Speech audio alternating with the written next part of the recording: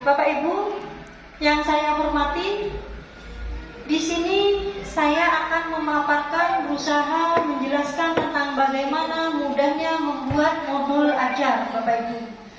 Modul ajar ini kalau dulu Bapak Ibu pernah membuat itu hampir sama dengan K13 yaitu RPP. Jadi modul ajar ini termasuk bagian perencanaan pembelajaran, yaitu berupa perangkat ajar. Dalam modul ajar di kurikulum Merdeka, komponennya lebih komplit Bapak Ibu. Kalau di K13 disempurnakan lagi. Yang pertama tentu saja komponennya yaitu fase atau CP. Jadi per fase Bapak Ibu, membuat modul ajar itu harus per fase. Ini ya Bapak Ibu ya. Apa itu modul ajar? Modul ajar itu bagian perangkat perencanaan pembelajaran. Jadi Bapak Ibu untuk mengajarkan pada siswa itu membutuhkan rancangan atau perencanaan terlebih dahulu. Untuk kurikulum Merdeka disebut dengan modul ajar. Bagian dari perencanaan pembelajaran berdasarkan fase.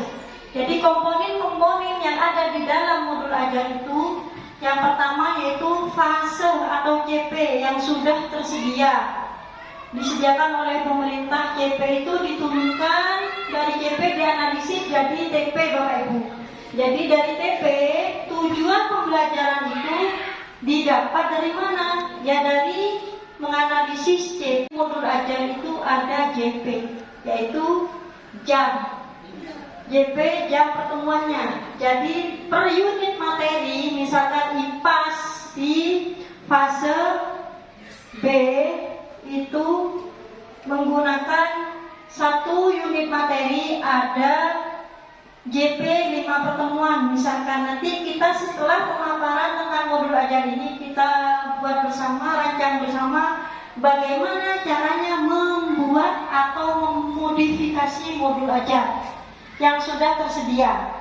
Jadi Bapak Ibu, setelah JP jam pelajaran dan fase, kemudian TP, dari mana TP? Setelah menurunkan dari JP analisis JP, baru kita menghasilkan TP itu dari sebelumnya, yaitu merancang alur tujuan pembelajaran atau ATP Bapak Ibu. Nah, ini adalah prinsip-prinsip penyusunan modul ajar.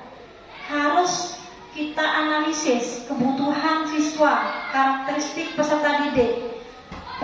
Dikatakan modul ajar itu berkualitas atau sangat baik jika sesuai dengan kebutuhan peserta didik atau anak didik kita. Jadi bedanya yaitu di MA atau modul ajar ini ada asesmen awal atau diagnostis awal. Kemarin sudah kita pelajari juga apa itu asesmen diagnostis awal pembelajaran. Kalau di perangkat sebelumnya di K13 kan kita tidak melakukan asesmen awal. Dan di modul ajar ini lebih lengkap komponennya. Ada asesmen di akhir pembelajaran, di awal dan di akhir. Formatif, sumatif. Asesmen di awal itu, diagnostis itu, kita juga harus menggunakan beberapa cara, menanyakan psikologi anak, bagaimana keadaannya, apakah senang, sedih, dan sebagainya Bapak Ibu. Itu sudah ada di perencanaan pembelajaran atau MA. Kemudian melihat sudut pandang siswa, karena masing-masing siswa itu unik Bapak Ibu, jadi kebutuhannya berbeda-beda. Ini yang harus kita analisis bersama dalam membuat modul ajar. Bagaimana modul ajar yang kita rancang, kita buat mewakili, sudah bisa tersampaikan sesuai fasenya dan sesuai analisis yang sudah kita tahu di fase masing-masing kelas. Kemudian tingkat kematangan peserta didik ini kan berbeda. Bagaimana itu kan sudah kita ketahui setelah melakukan diagnostis atau asesmen awal pembelajaran. Nah, ini Bapak Ibu tentang prinsipnya. Sedangkan kriteria penyusunan modul ajar ini adalah esensial, artinya sesuai esensinya, materinya, tidak kemana-mana, kemudian sesuai dengan kebutuhan, sesuai dengan karakteristik siswa, sesuai dengan tahap kematangan dan kemampuan anak.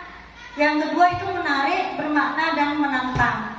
Makanya di modul ajar itu ada pertanyaan pemantik. Dan juga di modul ajar itu ada dimensi profil pelajar Pancasila. Jadi harus dipikirkan. Dari 6 dimensi profil pelajar Pancasila dalam modul ajar itu, Bapak Ibu boleh memilih per materi ajar, per modul ajar itu 1 unit materi bisa 5 kali pertemuan, misalkan Bapak Ibu ya. Nah, kita pilih dari 6 dimensi itu bisa 3, tidak harus semuanya. Ada 6 dimensi profil pelajar Pancasila. Yang pertama, beriman dan bertakwa kepada Tuhan Yang Maha Esa dan berakhlak mulia. Ini mungkin masuk ke materi yang mana, silahkan dipilah dan ditulis, dianalisis sesuai dengan kebutuhan. Lagu profil pelajar Pancasila yang akan dipimpin oleh Bapak Kanzul, ya, perwakilan dari Bapak Ibu sekalian. Bersama-sama kita serta menyanyikan lagu profil pelajar Pancasila. Silakan Pak Kanzul, bisa dimulai.